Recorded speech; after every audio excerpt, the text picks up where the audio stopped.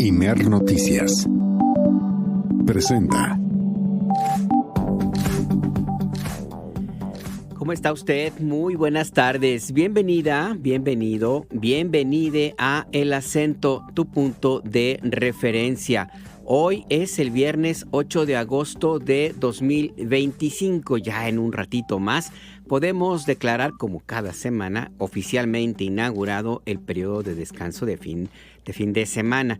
Ya estamos por empezar. Usted lo puede empezar de acuerdo con los cánones, es decir, a partir de la medianoche de hoy. O se puede tomar la libertad, la licencia de iniciarlo, pues ya después, un ratito más, si tiene usted la oportunidad, por supuesto. O si le toca, como algunos, que todavía tenemos una buena cantidad de chamba, pues no importa, de todos modos vamos a festejar, porque siempre es importante tomar en cuenta las noticias positivas y la verdad es que de pronto uno se encuentra sorpresas, como la decisión de la línea 1 del Metrobús, del sistema de transporte colectivo de la Ciudad de México, el sistema del gobierno de Ciudad de México, de renombrar, de quitar más bien el logotipo de la estación de la línea 1 del Metrobús Ciudad de México, que se encuentra en la zona del Parque Hundido, si usted nos ubica, donde está el estadio de fútbol que es o era del Cruz Azul, donde está la Ciudad de los Deportes. Bueno, se cambió el logotipo. Antes era un toro de lidia. Así se mantuvo desde el inicio de este servicio y ahora se ha tomado la determinación de que sea el logotipo un estadio para como que reemplaza a esta otra y que reivindica pues lo que implica esa zona, la ciudad de los deportes, como se llamó desde su fundación hace ya varias décadas. Y no es nada más una cuestión de estética, no es nada más una cuestión de orden, de movilidad, no, esto responde a una política que sigue el gobierno de Ciudad de México para combatir el maltrato animal y es también un paso más hacia, en definitiva, para la erradicación de ese espectáculo sangriento, salvaje, elitista, absolutamente inhumano que son las corridas de toros. Ahí va pianito, eliminándose esta salvaje costumbre que algunos defienden como cultura y que no tiene de cultura absolutamente nada. No encuentro yo personalmente cuál es el rasgo cultural de ver el asesinato de un ser vivo y con el aplauso y la impunidad que da el que se le maltrate de esa manera, porque además a los toros de lidia se les maltrata previamente para que lleguen ya más sin toda su capacidad de defensa. Hasta cobardes son los toros, los toreros y los de la fiesta brava que no se atreven a enfrentarse a un animal con todo su potencial. No, lo tienen que humillar, lo tienen que maltratar para que no les vaya a hacer daño. Yo insisto en que si quieren que se mantenga este espectáculo salvaje, pues que sea por iguales, que entre el torero desnudo, absolutamente desnudo, en igualdad de circunstancias con el toro, a ver si sale tan machito, y a ver si de veras se enfrenta en igualdad de circunstancias un ser vivo a otro ser vivo, a ver quién sale ganando. Pero bueno, este es parte de lo que ya se va erradicando en Ciudad de México. Hay todavía quienes insisten en eso. Bueno, pues ya cada quien, pero por lo pronto ya una acción de gobierno que hay que festejar. Se cambia este logotipo de la estación del Metrobús que hay por esa zona por un estadio para representar a la Ciudad de los Deportes, y se olvida el que había ahí de un toro todavía con las banderillas en el lomo, un toro sufriendo como se tuvo desde el inicio de esta línea. Siempre es importante corregir, qué bueno que sea en este sentido y qué bueno que se haya tomado esta determinación, y por eso es que estamos, además de que ya es viernes, también muy, muy contentos.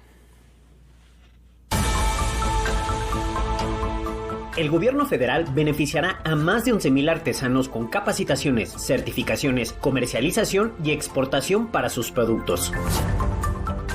La jefa de gobierno de la Ciudad de México, Clara Brugada, entregó equipo tecnológico para reducir los tiempos de atención a las emergencias por lluvias en la capital del país. La inversión fue de 1,595 millones de pesos. Este viernes se reanudaron las protestas de vecinos del centro histórico y de la colonia Guerrero en la Ciudad de México en contra de los nuevos puntos canábicos.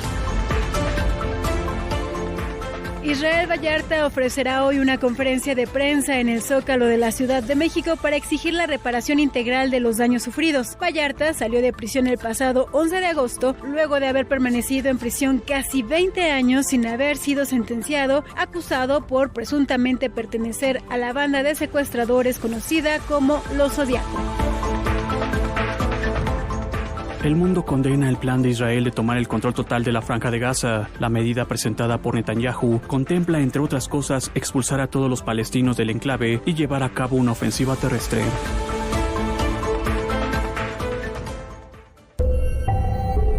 Imer Noticias presenta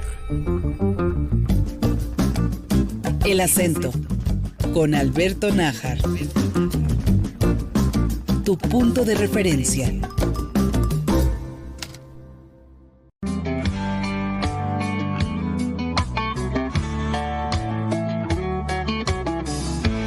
Días tristes, gente que pasa dolor.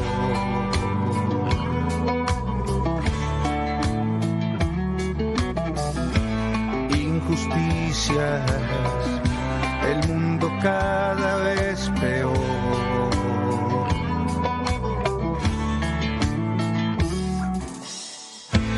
Veo un plan divino que se niega a aparecer.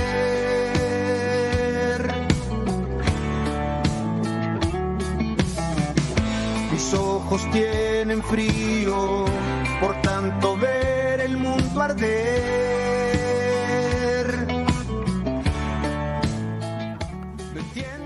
Es intocable en esta canción inédita que se presentó esta mañana en Palacio Nacional en la conferencia de prensa de la presidenta Claudia Sheinbaum. La presidenta contó que ayer se reunió con los integrantes de este grupo, que es uno de los más famosos en México y en Estados Unidos, de los más populares, y le contaron que habían escrito esta canción sobre los migrantes hace algún tiempo, y pues de ahí surgió la idea de que se presentara en la Mañanera del Pueblo. Es una canción dedicada a la vida de las personas migrantes mexicanas en Estados Unidos, particularmente, que es a donde más llega este y otros grupos mexicanos, y que hablan de la esperanza, también de la realidad, a veces de la profunda soledad que se vive por estar lejos de la tierra, de la cultura, de la familia, de los amigos y a veces hasta del idioma, y aún más en circunstancias tan atroces como las que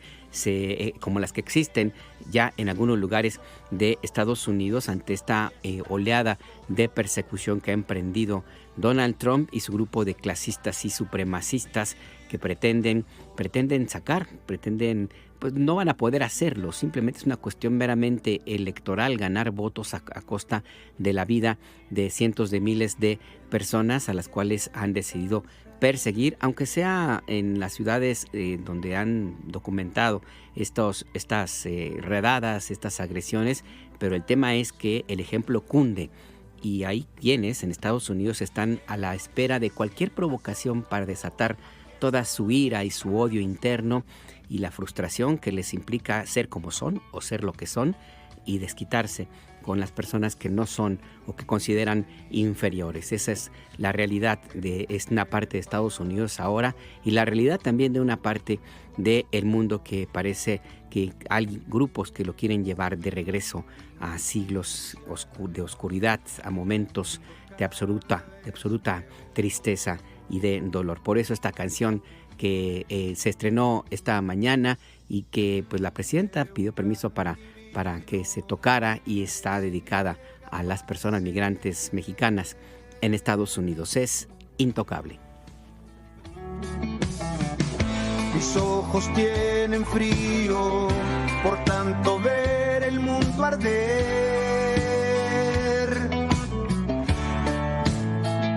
No entiendo nada, ¿por qué disparan balas en vez de amor? Porque no se paran solo por hablar.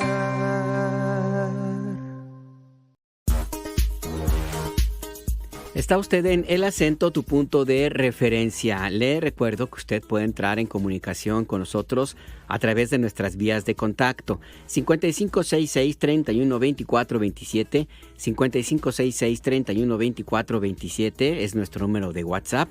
También nos puede escribir a @imer_noticias, así nos llamamos en X y en Threads, en hilos, o bien en Imer Noticias, el nombre de este servicio informativo en Instagram y en Facebook. A mí me ubica como @anaharnahar en esta red social que se llama X y que antes se llamaba Twitter. Estamos muy contentos de que nos acompañen en toda la República Mexicana y allende las fronteras a través de nuestras emisiones vía internet, de parte del Sistema Nacional de Noticiarios que trabaja día y noche para mantenerla informada, informade. Le enviamos un fuerte abrazo. Aquí estamos todos en el cuarto piso de la torre de radiodifusoras del Instituto Mexicano de la Radio en el pueblo de Joco, en el sur de Ciudad de México. En cortito, Rafael Rosales en la producción, José Luis Plasencia en la producción y en los micrófonos Alberto Nájar. Muchas gracias a quienes ya empiezan a comunicarse. Nos llegó un mensaje vía WhatsApp de parte de Edmundo Bucio a propósito del cambio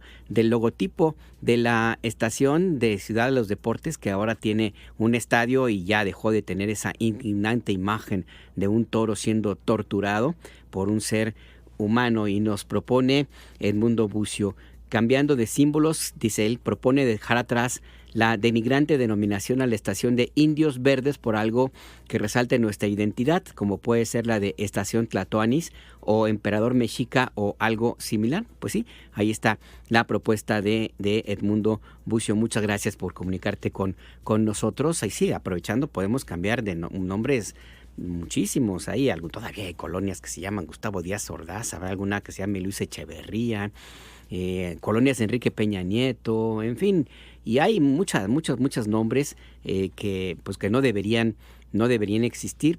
Los nombres son apenas el principio, las palabras nos definen, las palabras hablan, señalan, indican quién somos y cómo nos comportamos, también definen sociedades, la manera en la cual como grupo social nos llamamos a otros o vemos a otros, también nos marca, sigue la ruta por la cual el destino que se va forjando de cada grupo social o persona, pues se va para allá o para un lado o hacia otro. Entonces sí es importante que los nombres, empezar por cambiar la forma como hablamos, como nos dirigimos a ciertos temas o ciertas cosas o asuntos o inclusive hasta monumentos, circunstancias, y eso implica un cambio ya de suyo propio. Y en esta idea justamente de ubicar en la justa dimensión a todas, todos y todes, es lo que se aplica desde la política pública, el reconocimiento de los pueblos originarios como lo que son parte de esta nación pluriétnica, pluricultural, que ha existido siempre y que durante la mayor parte de su historia fue negados sus orígenes y que ahora ocupan cada vez más un papel importante. Es en esta misma línea que esta mañana se anunció una política integral para impulsar la economía de miles de familias artesanas, especialmente de las mujeres. El anuncio se hizo en la Mañanera del Pueblo con la presidenta Claudia Sheinbaum. Abia Vargas, tú tienes toda la información. Buenas tardes, cuéntanos. Muy buenas tardes, Alberto, a ti todo el auditorio de Imer Noticias aquí en El Acento. Pues efectivamente, el gobierno federal beneficiará a más de 11,000 artesanos mexicanos con capacitaciones, certificaciones, comercialización y exportación para sus productos. La subsecretaria de Desarrollo Cultural, Marina Núñez Vespalova, indicó que a través del Fondo Nacional para el Fomento de las Artesanías, FONART, se identifican espacios geográficos en donde hay actividad artesanal vigente, las técnicas, los materiales, los procesos de producción, las características de la actividad comercial, así como las necesidades de acceso a la materia prima. Señaló que así identifican a las comunidades con más necesidades de comercializar sus productos u obtener materias primas para después, pues, iniciar un proceso de capacitación para ayudar a que comercialicen sus productos y eliminar así intermediarios. Escuchemos a la subsecretaria de Desarrollo Cultural. Bajo este esquema, el 14 de agosto arrancarán las capacitaciones y el acercamiento a materias primas que beneficiará a cerca de 11,000 artesanas en 58 municipios. Comenzaremos, como dijo la presidenta, en la región Amuzga, que comprende 5 municipios de los estados de Guerrero y Oaxaca, una localidad adicional en Oaxaca. Seguiremos con la Mixteca Alta, sobre todo Oaxaca, en 11 municipios. Y bueno, además irán a la región Nahua de Zongolica en 6 municipios de Veracruz, en la Purépecha en 14 municipios de Michoacán y en Sonora en 21 municipios. Después del diagnóstico y de la capacitación, Alberto, el FONART definirá mercados para dirigir las distintas piezas de los artesanos a las tiendas de venta más adecuadas de arte popular, a las que difícilmente tienen acceso los artesanos. Escuchemos. Se van a organizar los inventarios, los productos de compras y acopios y se van a aprovechar al máximo las herramientas digitales. Vamos a elaborar catálogos segmentados para una promoción particular enfocada en cada producto. Estableceremos estrategias de mercado también con ventas especiales, paquetes festivos, ahora les voy a presentar algunos, expoventas, encuentros de profesionales y ferias, y certificaremos las piezas artesanales tras el proceso de capacitación y proveeduría.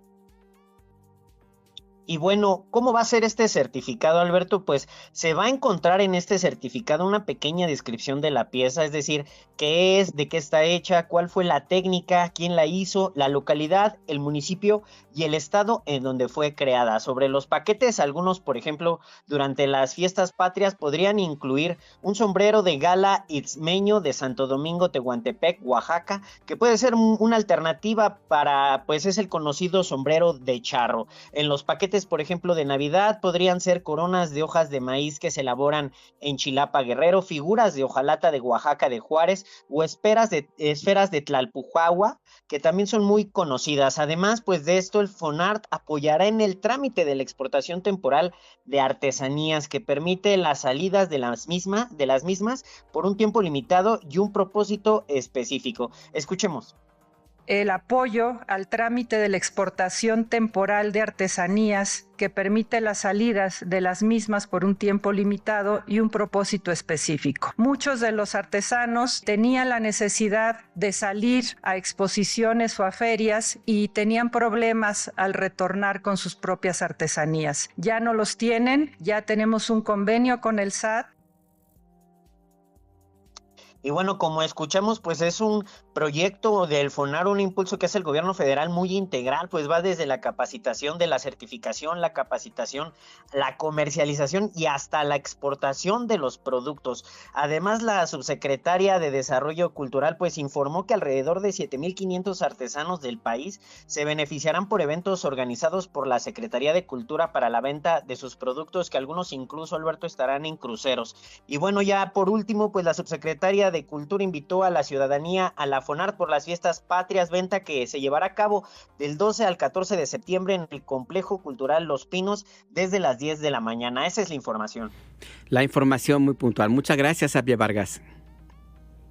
Pendientes y buena tarde a todos. Buena tarde también para ti. Sí, es toda una estrategia para apoyar a los artesanos del país, porque pues existe ya este plan de impulsar las artesanías, sobre todo algunas que son muy muy especiales y algunas sí algunas muy caras, pero que vale mucho la pena a través de este proyecto que se llama Original. Esto ahora se va a extender y habrá otro tipo de apoyos y la garantía de que lo que se compra pues es de a de veras, no está hecho en China, porque luego de pronto si uno va y se encuentra mercancía que ve que está muy bien, pero que resulta que no es original y tendrá el respaldo de la Secretaría de Cultura. También se estableció una estrategia, se anunció una estrategia de profundizar los planes de justicia para trabajar con las comunidades, atender las necesidades y resolver todo lo que sea urgente para que las comunidades, sobre todo las comunidades indígenas y más marginadas, pues tengan resueltos sus problemas de salud, de servicios públicos, de alimentación, etcétera. Y para ello, se va a destinar los recursos que se subastan en la que se obtengan de la primera subasta en línea del instituto para devolverle al pueblo lo robado. Se ofrecieron en subasta 145,657 bienes, se recuperaron 40,951,471 pesos. Estos recursos se van a destinar al Plan de Justicia del Pueblo a Musgo, de Guerrero y de Oaxaca, particularmente en acciones de salud, como ya nos comentaba nuestro compañero Abye Vargas. Estos recursos son en comparación con subastas anteriores con un mayor número de bienes, pues se obtuvo más dinero. En otras subastas se obtenían hasta entre 5 y 7 millones de pesos, ahora se obtuvo pues una cantidad 5 veces mayor, un poco más, 40 millones de pesos para los programas de justicia social. Va a haber varios. La presidenta Sheinbaum recordó los que se han aplicado, por ejemplo, para el pueblo yaqui, que históricamente ha sido depredado o fue depredado desde los tiempos de la colonia hasta con Porfirio Díaz, que los exilió, prácticamente cometió un intento de genocidio contra el pueblo yaqui, que los quiso exterminar, y con las décadas siguientes pues sufrieron injusticias como el despojo de tierras y de sus recursos de agua, que empezaron a ser recuperados en el gobierno del presidente López Obrador. Y parte de esta depredación, lo quiero poner de esa manera, no viene nada más de parte de que ocurre nada más en México. Grandes consorcios internacionales en las últimas por lo menos 2 décadas, desde que México se abrió todavía más a el mercado internacional, se llevan no solamente físicamente piezas artesanales, sino también el talento, pero no se llevan a los artesanos, se llevan las ideas y pues las venden, las comercializan, y no hablamos de empresas chiquitas o de empresas chinas que en su momento tenían la fama de ser pirata o de hacer piratería, ¿no? Hablamos de grandes consorcios, de cadenas de prestigio casi global, como Carolina Herrera, como las marcas de ropa, Versace, en fin. Y ahora también la empresa de marca de productos deportivos Adidas, que pues contrató a un diseñador estadounidense que se hizo famoso, el Angelito, por haber presentado una exposición, según él, muy a la moda, pero que recreaba lo que sucede en esta inhumana prisión de alta seguridad que hay en El Salvador, donde el presidente Nayib Bukele ha concentrado a miles de personas, muchas de ellas de miembros de pandillas de maras, pero otras más inocentes y que sufren condiciones realmente humillantes para su situación de dignidad humana. Bueno, pues este diseñador recreó como una exposición de moda, lo presentó como algo muy chic, si me permite el término, muy setentero, para presentar su nuevo diseño de ropa, y puso ahí un performance, una puesta en escena con personas vestidas de blanco en posición hincada o caminando con la cabeza hacia abajo, como se vive en esa prisión inhumana en El Salvador. Bueno, este mismo artesano fue el que se robó el diseño de los guaraches de Villa Hidalgo Yalala, y hizo un calzado que le llamó Oaxaca Slip On, que además de que tiene todo el diseño de los artesanos oaxaqueños, pues está muy feo, la verdad. No le quedó. El caso está en que hay ganancias millonarias para esta empresa Adidas, y no hay un solo centavo para las comunidades originarias de este calzado, ni tampoco el reconocimiento de que es un plagio, una apropiación cultural. Nuestra compañera Laura Velarde nos cuenta qué sucedió en la Mañanera del Pueblo. Recientemente, una reconocida empresa de calzado lanzó al mercado un modelo denominado Oaxaca Slip On, basado en diseños tradicionales de guaraches del pueblo indígena en Yalalac, en Oaxaca. Esta acción generó la inconformidad inmediata de las comunidades indígenas afectadas, así como una solicitud formal del gobierno estatal para que se retire dicho producto. La presidenta de México, Claudia Sheinbaum, anunció hoy en la Mañanera del Pueblo que ya se está revisando la situación desde el ámbito jurídico para apoyar a los pueblos originarios afectados. Estamos viendo la parte jurídica para poder apoyar a los pueblos. Muchas veces grandes empresas toman productos, ideas, diseños de comunidades indígenas de nuestro país. De hecho, estamos trabajando una ley para garantizar, además de lo que ya existe. Y en cierta manera están usurpando la creatividad de un pueblo originario. Por su parte, Marina Núñez Vespaslova, subsecretaria de Desarrollo Cultural, también habló al respecto del señalamiento hacia la empresa Adidas y un diseñador norteamericano por esta apropiación cultural indebida. Ya se puso en contacto el Adidas con el gobierno del estado de Oaxaca, van a iniciar ya pláticas y llevan el apoyo de la Secretaría de Cultura a través del INDAUTOR porque así lo dicta la Ley de Patrimonio. Comenzarán esas pláticas sobre todo para el resarcimiento al pueblo que se vio plagiado y que sufrió esta apropiación cultural. Aunque la prioridad es el diálogo y la búsqueda de un resarcimiento conforme a la Ley de Patrimonio Cultural, no se descarta iniciar acciones legales si no se alcanza un acuerdo satisfactorio para las comunidades indígenas, ya que este caso pone nuevamente en relieve la importancia de respetar y proteger la creatividad y los saberes ancestrales de los pueblos originarios, evitando la usurpación y la explotación comercial sin reconocimiento ni beneficio para quienes son los legítimos creadores. Para Imer Noticias, Laura Velarde. Hay pues esta determinación del gobierno de México, van a iniciar negociaciones, primero pláticas con Adidas para ver con qué solución encuentran un resarcimiento, pues por lo menos económico y debería ser también de otro tipo para el pueblo de Yalalac, que es los autores, los dueños de este diseño de los huaraches que se robó este diseñador contratado por Adidas. Y después, si no hay un resultado, pues tendría que recurrirse a una situación legal, una demanda legal. El gobernador de Oaxaca, Salomón Jara, también ya anunció que iniciaría conversaciones y también habló de un proceso legal, pues para que se recupere este daño, esta apropiación cultural, este robo, le quiero llamar, hay que decirlo con todas sus letras, de este gran corporativo, y hay una cantidad importante, muchos más. De hecho, existen iniciativas de la que fue senadora Susana Harp, que ha promovido justamente modificaciones legales para proteger el patrimonio cultural de nuestro país y hacer más difícil este tipo de robos que ocurren con cierta regularidad. Y por cierto, en la Mañanera del Pueblo hoy hubo mucho espacio para temas culturales.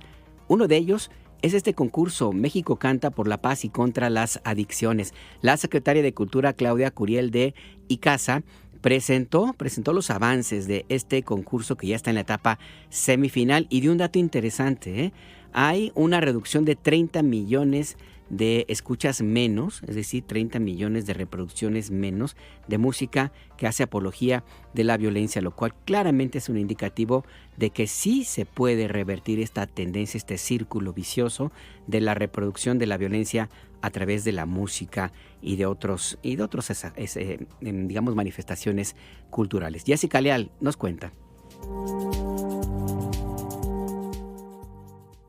En los últimos 7 meses se ha observado un cambio de tendencia en el consumo de música entre la juventud de 19 a 30 años de edad en México, con un descenso en la reproducción de canciones cuyas letras hacen apología de la violencia. La secretaria de Cultura, Claudia Curiel de Icaza, informó que de enero a julio de este año, y con base en reportes de plataformas digitales en México, la reproducción de este tipo de canciones ha bajado 14%, lo que significa 30 millones de escuchas menos en nuestro país, lo que demuestra, dijo, que se fortalecen otras narrativas. No se trata de prohibir, no se trata de censurar, se trata de generar opciones, de abrir derechos, de hacer conciencia y de generar espacios para los jóvenes mexicanos, mexicano-estadounidenses, especialmente entre los 16 y 30 años, que es el segmento que más ha escuchado esa música. Entre enero del 2025 de este año y el mes de julio ha habido una reducción significativa en las reproducciones de las plataformas digitales que tienen que ver con la escucha de la música que hace apología de la violencia. Esto quiere decir que el 14% de escuchas, lo cual implica 30 millones menos de reproducciones mensuales en nuestro país de música que hace apología de la violencia. Esto habla de una tendencia a lo largo de este año que sí hay una reducción y empiezan a fortalecerse otras narrativas. La secretaria Curiel presentó los avances del programa México Canta, trata parte de la estrategia integral de atención a las causas que impulsa el Gobierno de México y que busca abordar los problemas de raíz, especialmente en el contexto de la seguridad y el bienestar social. En Palacio Nacional, la funcionaria presentó a los primeros 8 semifinalistas de la región norte de nuestro país. Se trata de Amón, Oscar Sol, Juan Gol, Nani, Estefanía Riojas, Fernando Ríos, Galia Sirou y Grupo Corazón del Norte. Amanecer en los confines del mar, rosa de sal, luz que despunta en el cielo carmesí. Solo el silencio no muere jamás, solo el amor es real. Yo hago lo que hago por la música. Todo mi día es mi motivación. Yo voy a trabajar, me levanto, pienso, sueño y todo por la música. Que ya no puedes sentir más algo por ti. Mientras la ansiedad se me pasa el tiempo y no puedo dormir. Me dicen que ando mal y les digo que sí, me siento mal por dejarte ir. Recordó que la próxima semana se darán a conocer a los últimos 16 semifinalistas para completar la lista de 48 concursantes nacionales que iniciarán la competencia el 17 de agosto, la cual se transmitirá en vivo los domingos de 19 a 21 horas a través de los medios públicos. La secretaria Curiel informó que en las semifinales participarán como artistas invitados Horóscopos de Durango, Majo Aguilar, Legado de Grandeza, Vivir Quintana, Camila Fernández, Lila Downs y la banda femenil regional Mujeres del Viento, la arrolladora banda Limón, Regina Orozco con la Sonora Santanera y Grupo Intocable. En la mañanera del pueblo, la presidenta Claudia Sheinbaum anunció que Intocable se suma a la iniciativa y presentó una canción inédita dedicada a los migrantes mexicanos que se encuentran en situación difícil. Ayer vino Grupo Intocable, Ricky y René, para decirme que estaban sumados a la iniciativa, estaban aquí en México y me mostraron una canción inédita de ellos. Está dedicada a las y los hermanos migrantes que se sienten de pronto en una situación difícil. La canción habla de cómo juntarse, cómo sentirse parte de nuestro país y parte de un colectivo que los quiere, que los ama y que siempre van a estar protegidos. Para Imer Noticias, Jessica Leal.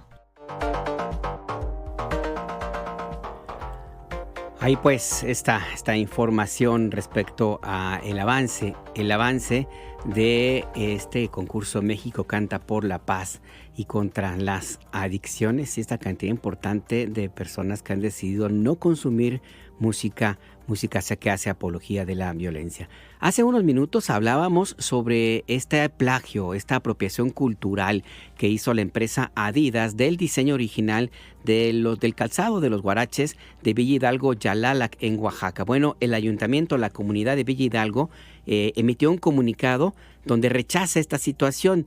Dicen, rechazamos la apropiación cultural de nuestra comunidad, respeto a la propiedad intelectual de las comunidades indígenas de Oaxaca y de México. ¿De qué se trata este comunicado y esta protesta? Conversamos en El Acento, tu punto de referencia, con el presidente municipal de la comunidad, Eric Ignacio Fabián.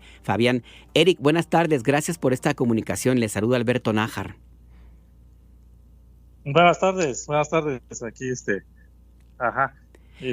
sí, aquí el presidente municipal de Villa Hidalgo y Alala, sobre el tema del plagio del huarache de aquí, de esta comunidad. Sí, adelante, lo escucho. Gracias. Hicieron ustedes, la comunidad está, más bien cuéntenos primero, ¿cómo está la comunidad? ¿Cómo están ustedes por allá ante este plagio que hizo la empresa Adidas? Pues un poco molestos, así que un poco molestos porque ahora sí que los artesanos ahorita están un poco molestos porque ese es algo que los identifica como pueblos originarios. Esto a ellos pues es algo artesanal, ¿no? Es algo que ellos elaboran con las manos y para que pase así con una empresa y no hayan pedido permiso, pues yo creo que es motivo, ¿no? De que la comunidad misma esté un poco molesta, ¿sí? Por eso es que ya tuvimos el acercamiento nosotros como municipio con los artesanos, ya tuvimos un acercamiento con ellos, una reunión, y también ya tuvimos una reunión con toda la comunidad, que ustedes bien han de saber, como pueblos originarios, pues nos regimos por usos y costumbres. Entonces, la máxima autoridad es la asamblea comunitaria. Entonces, ahorita ya tenemos el respaldo, por eso ya se emitió este comunicado, donde hacemos mención a esta empresa Adidas. Sí. ¿Qué es lo que pide la comunidad, presidente? Bueno, lo que pide la comunidad y los artesanos, pues primeramente es el respeto al patrimonio cultural y material y la propiedad intelectual de la comunidad de Villa Hidalgo y Alala. Eso es lo que se está pidiendo. Segundo, el reconocimiento y la protección de la riqueza cultural de los pueblos indígenas, como fortalecimiento de la identidad indígena, ya que es obligación de todos los niveles de gobierno. Ya, y en otro punto, pues estamos pidiendo que la comunidad propone la creación de un catálogo, un inventario o registro del patrimonio cultural material de los pueblos y comunidades indígenas. Eso es lo que se está pidiendo. Y estamos convocando a todos los pueblos y comunidades indígenas de Oaxaca y de todo México para proteger nuestra riqueza cultural que nos da identidad, pues, como pueblos originarios. Presidente, eso es lo que se está pidiendo. Presidente, ¿sería necesario que se deje de vender este calzado? Digo, de entrada no tendrían por qué estarlo comercializando, ¿no cree usted? Sí, eso es lo que se ha tratado de hacer, pues, que se retire del mercado, y pero no solamente que se retire del mercado, sino que la empresa, queremos, bueno, más que nada los artesanos quieren un diálogo con la empresa, ya sea, y esto es conjuntamente con el gobierno estatal y con cultura y con eso y con el gobierno federal, pues, sí, para que haya un acercamiento con esta empresa y llegar a algunos términos, pues, para reparar el daño. ¿Cómo se puede considerar reparado el daño? Porque eventualmente Adidas podría decir, bueno, les doy una indemnización, pero no sé si eso sea lo que están ustedes a la espera. Ajá, sí, es como le digo, solamente sobre la marcha, ya estando en el diálogo con ellos, pues ahorita eso es lo que vamos a tratar. De hecho, ya vamos a tener una reunión con el gobernador el día lunes, ya vamos a dialogar con él y vamos a ver en qué acuerdo vamos a llegar para proceder.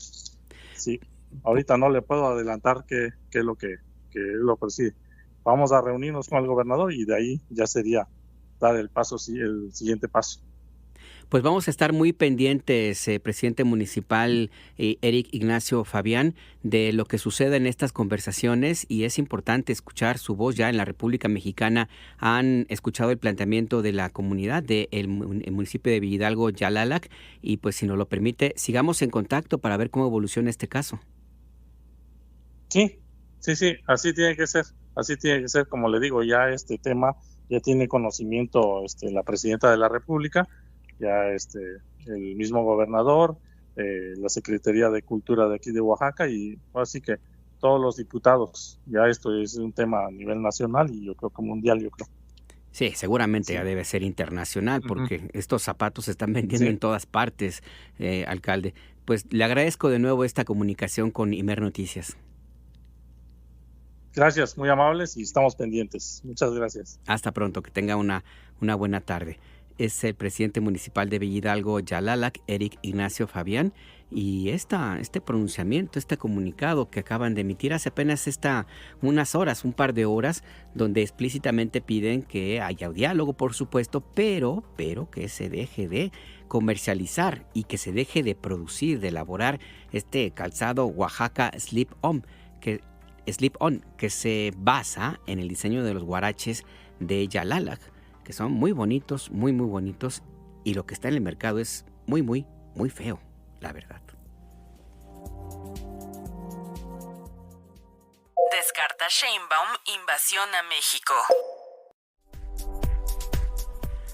Es uno de los temas que se abordaron en la Mañanera del Pueblo de este viernes a propósito de la publicación que hizo el diario The New York Times, que cita una supuesta firma en secreto de una orden ejecutiva para que el ejército de Estados Unidos tome acciones directas, no se aclara de qué tipo, en contra de los carteles de la droga en América Latina. La presidenta Claudia Sheinbaum reconoció que el presidente Donald Trump le comunicó que habría esta orden ejecutiva, pero que no involucra algún tema vinculado con México en ese sentido. La presidenta Sheinbaum, por lo tanto, pues descartó que pudiera haber una invasión estadounidense a nuestro país, como de inmediato empezó a correr la versión en medios comerciales y en las redes sociales. Escuchemos a la presidenta Sheinbaum. Algo informado que iba a venir una orden así, pero no tiene nada que ver con el territorio mexicano, tiene que ver con su país, no tiene que ver con nuestro territorio. Sería al interior de Estados Unidos. Al interior de Estados Unidos, exactamente. Estados Unidos no va a venir a México con los militares. Cooperamos, colaboramos, pero no va a haber invasión. Eso está descartado, absolutamente descartado. Porque además de que lo hemos manifestado en todas las llamadas, de que no está permitido, ni es parte de ningún acuerdo, ni mucho menos, no han planteado. Cuando lo han llegado a plantear, siempre hemos dicho que no, que podemos colaborar de otra manera, pero que de eso no. Entonces no. Incluso fuimos informados que venía esta orden ejecutiva y que no tenía que ver con la participación de ningún militar o de ninguna institución en nuestro territorio. Las agencias de Estados Unidos que tienen presencia en México están muy reguladas. Yo creo que somos el país que más regulación tiene para agentes extranjeros, sean de Estados Unidos o de otro país. Bueno, pues vamos a ver cómo está la orden ejecutiva, pero no hay riesgo de que vayan a invadir nuestro territorio. Es lo que señala la presidenta Claudia Sheinbaum a propósito de este tema. Y además, pues el tema aquí es que se planteó la idea de que habría una intervención directa de parte del ejército estadounidense en nuestro país. Es una versión que ya tiene tiempo, ya tiene ya varios meses, inclusive hubo algunos que hablaban ya de que se acercaba un portaaviones cargado con misiles Tomahawk que los iba a disparar desde el Océano Pacífico hacia el Triángulo Dorado, ahí esa zona montañosa entre Chihuahua, Sinaloa y Durango, que es el sitio donde surgió pues algunos de los líderes, nacieron algunos de los líderes del cártel de Sinaloa. Ya estaban diciendo hasta el tamaño de la bomba y a qué hora iba a despegar y a qué hora iba a aterrizar, etcétera. Pues eso es absolutamente falso. Lo que había era un portaaviones que estaba haciendo sus maniobras normales, las que tienen que hacer pues cada cierto tiempo, porque recuerde usted que en San Diego existe una de las bases marítimas más importantes del mundo. Pero bueno, pues esta especie ya ahí corrió y se repite de vez en vez, y ahora, una vez que el New York Times hizo esta publicación, pues volvió a desatarse toda esta ola de especulaciones y mentiras. El tema además es que el gobierno de Estados Unidos, eso sí es muy real, estableció una sanción en contra del presidente de Venezuela, Nicolás Maduro, al que ya había vinculado con una organización delictiva que se llama el Cártel de los Soles, y ayer mismo lo vinculó con la organización transnacional de delincuencia organizada, el Cártel, el Tren de Aragua, y lo vinculó inclusive a Nicolás Maduro con el Cártel de Sinaloa. Sobre este tema, la presidenta Sheinbaum respondió una pregunta específica de una compañera periodista y dijo que no hay pruebas de que el presidente Nicolás Maduro tenga alguna vinculación con el Cártel de Sinaloa, como dijo el Departamento de Justicia de Estados Unidos. Escuchemos. Ayer en Estados Unidos el Departamento de Justicia dio a conocer que incrementaba esta recompensa para dar con Nicolás Maduro, el presidente. Sin embargo, menciona que tiene por presuntos vínculos con el cártel de Sinaloa. Saber si ustedes tienen, si han investigado realmente si es la primera vez que oímos ese tema. No hay ninguna, de parte de México, ninguna investigación que tenga que ver con eso. Nada. Y su opinión, que estén vinculando a México, cárteles de México con Venezuela y que ahora estén buscando al presidente. Como siempre decimos, si tienen alguna prueba que la muestre. Nosotros no tenemos ninguna prueba relacionada con él. El tema es que el Departamento de Estado, el jefe del Departamento de Estado, el secretario de Estado, Marco Rubio, ya habla abiertamente de esta participación de Nicolás Maduro con cárteles de la delincuencia organizada, y insiste en esta idea de que las organizaciones de esta naturaleza son una amenaza para la seguridad nacional de Estados Unidos. Ellos la entienden de una manera, digamos, más extrema, cualquier cosa que tenga que ver, no necesariamente con un asunto dentro de su territorio, sino cualquier situación que consideren que puede causar alguna inestabilidad a los estadounidenses, lo consideran una amenaza a la seguridad nacional, y a partir de eso es que utilizan las bases legales que tienen para responder con la fuerza militar ante un riesgo de esa naturaleza. De ahí el problema de que se hayan catalogado a organizaciones de delincuencia de narcotráfico con el cariz de terroristas, porque eleva la condición de respuesta de Estados Unidos en ese sentido, que no es lo mismo responder con investigaciones del FBI o de la DEA a considerarlo ya un riesgo a la vida mayor todavía de los estadounidenses y responder de una forma militar, como si fuera un enemigo de guerra. Al final del día no está claro, por supuesto, el propósito de Donald Trump con estos señalamientos, que en el caso de México pues lo hemos visto, es un tema ciertamente electoral en muchos sentidos, porque no habla para nada de las organizaciones de delincuencia organizada que existen en Estados Unidos y que son las directamente responsables de la venta de las drogas allí en las calles de ese país. De hecho, el 80% de los detenidos en las cárceles de Estados Unidos acusados de tráfico de drogas son estadounidenses. No son mexicanos, no son haitianos, no son venezolanos, son ciudadanos estadounidenses. El 80% de los narcos que hay en Estados Unidos son estadounidenses, y esa es la realidad. Pero bueno, con este tipo de declaraciones pues se pretende o se quiere que la mirada se vaya hacia otro sitio, y al final del día, en el caso de Venezuela, todo parece indicar que hay un propósito más bien comercial, porque Venezuela es una potencia en la producción petrolera y de hidrocarburos. También tiene grandes yacimientos de tierras raras que son el oro del futuro, para ponerlo en esos términos, y por supuesto que tiene una posición ideológica muy diferente a la de Donald Trump y el grupo de extremistas que le acompañan. Y ya que andamos en esos temas, le quiero informar que a poco más de 6 meses del inicio de la operación Frontera Norte, las autoridades han detenido a 6,125 personas. Se han decomisado 55,000 kilos de drogas, entre ellos 311 kilos de fentanilo. Es información de la Secretaría de Seguridad y Protección Ciudadana. Esto representaría un promedio mensual de 1,000 personas aprehendidas y la incautación de más de 9,000 kilos de drogas. También se han asegurado 4,846 armas de fuego y 817,000 cartuchos de diversos calibres.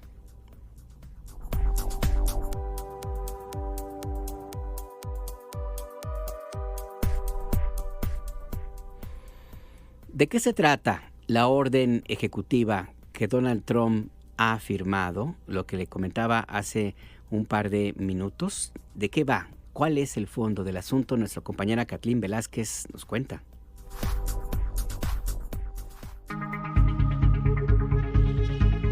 El presidente de Estados Unidos, Donald Trump, ordenó al Pentágono usar fuerza militar para combatir a los cárteles de drogas que su administración catalogó como organizaciones terroristas en América Latina. De acuerdo a The New York Times, esto forma parte de una orden ejecutiva firmada por el mandatario republicano.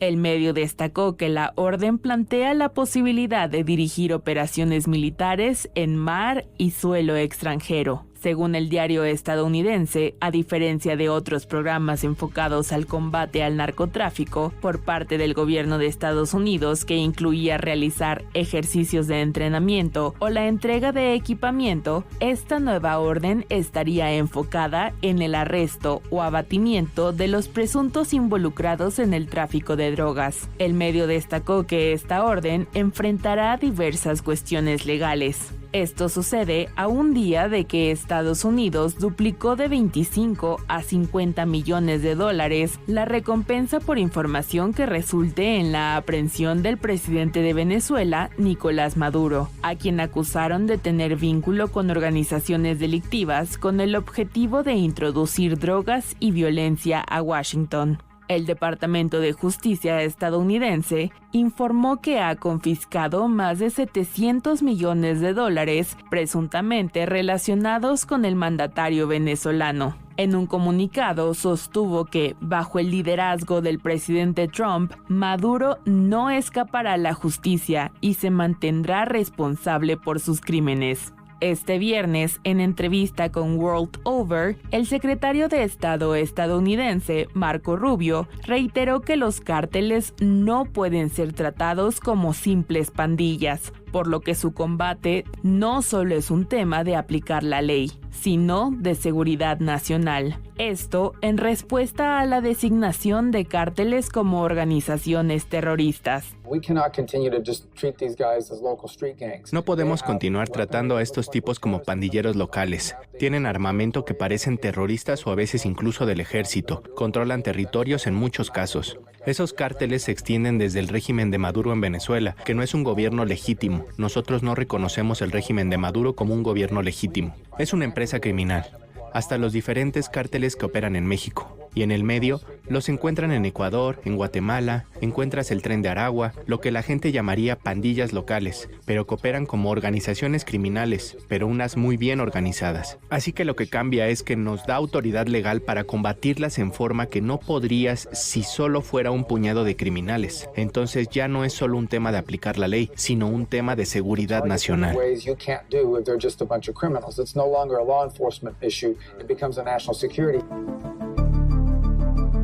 Cabe recordar que el pasado 20 de febrero, el Departamento de Estado de Estados Unidos catalogó como organizaciones terroristas extranjeras al Cártel de Sinaloa, Cártel de Jalisco Nueva Generación, Cárteles Unidos, Cártel del Noreste, Cártel del Golfo y la Nueva Familia Michoacana, así como el Tren de Aragua y la Mara Salvatrucha. Para Imer Noticias, Kathleen Velázquez. Hay pues los detalles de esta orden ejecutiva que ha firmado, que el New York Times afirma que ha firmado Donald Trump. Tendremos más información en la medida en que se presente. Pero para seguir con otra información, regresamos a Ciudad de México, regresamos concretamente a Palacio Nacional. Le contaba hace un ratito sobre este plan de justicia para los pueblos originarios y en este caso que se va a aplicar para el pueblo amuzgo. Nuestro compañero Abie Vargas nos tiene toda la información. Danos más detalles de qué se trata esta aportación, estos 40 millones de pesos que provee el Instituto para devolver al pueblo lo robado. Abie Vargas. Muy buenas tardes, Alberto. Un gusto volver a saludarte a ti y todo el auditorio. Pues el Instituto para Devolver al Pueblo lo Robado, INDEP, recaudó más de 40 millones de pesos en la primera subasta del gobierno de la presidenta Claudia Sheinbaum. Mónica Fernández, directora general del instituto, informó que pusieron a subasta 145,657 bienes, de los cuales el 73% fueron vendidos. Entre los bienes vendidos, Alberto, fue un Camaro 2016 que fue vendido en 169,900 pesos, un Austin Morris, un vehículo de colección, en 279,101 pesos, una casa en Chihuahua con 3,800,000 pesos y otra en Mazatlán en 1,000,000 de pesos. Escuchemos a la directora del instituto.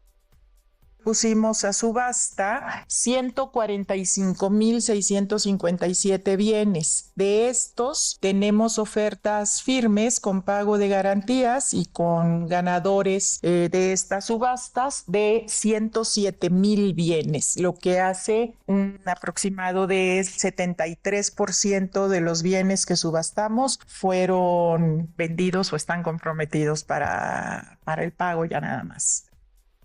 Y bueno, la titular del instituto resaltó que la venta en la subasta superó por mucho a las anteriores, Alberto, en donde se logró recaudar entre 5 y 7 millones de pesos, aunque hubo un mayor número de bienes pues subastados. Además destacó que hubo una gran participación, pues 15,218 personas se inscribieron para participar esta subasta, de las cuales 867 lograron participar en la subasta para los artículos. E informó, muy importante para todos los que nos están escuchando, a partir de mañana 9 de agosto se pondrán a la venta bienes muebles, los cuales pueden ser adquiridos a través de la página de internet subastas.indep.gov.mx, y puntualizó que no tiene un plazo para adquirirlos. Entonces ya pueden entrar a la página, pueden ver varios artículos que van desde joyas, vehículos, entre otras cosas como terrenos. Entonces, para que estén muy atentos, entren a la página y puedan ver los artículos para poder adquirirlos a un muy buen precio. Esta es la información, Alberto. Pues ahí está la invitación, la oferta, y pues ya supongo que estarás tú también ya listo para ir a participar en esta subasta. Bien. Así es, porque los precios de verdad que están muy accesibles, por eso les recomendamos pues que se echen un clavado en la página para que vean que pues sí conviene, y lo mejor es que pues están muy bien cuidados y pues pasan por un proceso jurídico para poder que estemos seguros que los bienes que estamos adquiriendo pues están totalmente de manera legal. Pues ya te iremos a visitar a tu ranchito o a tu ranchote, mi querido Abby. Invitados estarán, ojalá que sí. Ojalá que sí. Gracias, Abby Vargas. Que tengan muy buena tarde todos. Buena tarde también para ti. Y es que se están subastando algunas propiedades, algunas casas grandes, terrenos, en fin, es parte de lo que se pone a la venta y que es patrimonio que se confisca a delincuentes o presuntos delincuentes, no, más bien delincuentes, porque es solamente cuando ya reciben sentencia que se pueden hacer este tipo de expropiaciones que son absolutamente legales y que tienen este propósito de apoyar al pueblo amuzgo en este plan de justicia para los pueblos originarios de México. Exhibe Sheinbaum la supuesta pureza de la oposición. Y es que también la conversación política tiene estas aristas. A propósito del plan para idear una nueva reforma electoral, una iniciativa de ley que se pondrá a consideración del Congreso de la Unión una vez que termine un periodo de consulta extensa, abierta para todas, todos, todes. Hasta ese momento se va a formular la iniciativa y se someterá a la Cámara de Diputados y el Senado de la República también. A partir de ese momento se podrá hablar de algo ya concreto, definido, de para dónde iría una nueva reforma política, no solamente electoral, es política. Pero ya hay inconformidad, ya hay inclusive iniciativas de los mismos que han provocado o que provocaron en su momento fraudes electorales, que avalaron despojos de triunfos electorales, como ocurrió en 2006. Estos mismos personajes que en su momento fueron capaces de cometer este tipo de ilegalidades son los que ahora reclaman y hablan de que se pretenden cometer ilegalidades, cuando el propósito sencillamente es enderezar lo que ellos enchuecaron. Ponerlo de esa manera. Sobre este tema, la presidenta Claudia Sheinbaum habló en la Mañanera del Pueblo. Dijo: todas y todos tienen derecho a emitir opiniones, pero también nosotros, dijo la presidenta Sheinbaum, tenemos la libertad de recordar la historia. Y se refirió la presidenta Sheinbaum al caso del exconsejero presidente del en ese entonces era Instituto Federal Electoral en 2006, Luis Carlos Ugalde, quien ha criticado acremente esta iniciativa, esta idea de crear una nueva reforma electoral. Ha dicho que sería encaminar a México hacia el autoritarismo, que se pretende apropiar y terminar con la autonomía de los órganos electorales. En fin, este tipo de comentarios que hace Luis Carlos Ugalde. La presidenta Sheinbaum recordó de dónde viene este personaje, que era el presidente del IFE en 2006. En ese año, esa fue la elección más cerrada y controversial en la historia contemporánea de México.